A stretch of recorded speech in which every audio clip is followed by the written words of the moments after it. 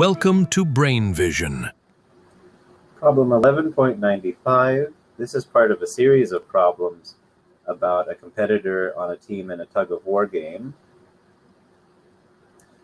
And in each of these problems depends on things we've done previously, so you might need to go back and refer to those if you haven't seen them already or done them.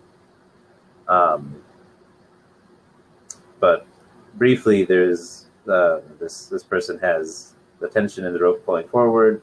There's some friction, static friction force his hands are exerting, so the tension behind him is less. He's leaned back at an angle of 30 degrees, and there's a coefficient of friction of 0.64 between his feet and the ground. And so now we want to know what happens if the static coefficient of friction suddenly decreases to 1/2. And our options are that his entire body could accelerate forward, that his feet would slip forward, that his feet would slip backwards, or that there will be no slipping occurring. So we want to figure out what the maximum force of static friction is, and then see whether the balance of the tensions is enough to cause that to be exceeded. So from earlier problems, we know that in this situation, T1 minus T2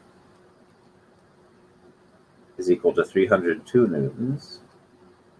So this is the horizontal force acting on him that friction has to balance, otherwise he will slip.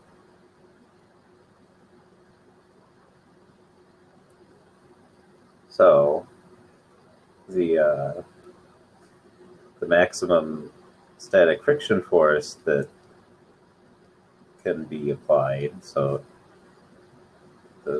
less than or equal to the maximum, the 0.5 coefficient of friction, times his mass, which from before we know is 80 kilograms, times g.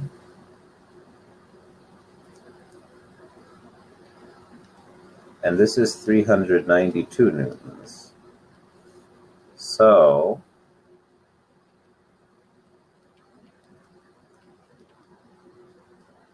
the maximum static friction force is greater than the difference in the tensions, even with this reduced coefficient of friction.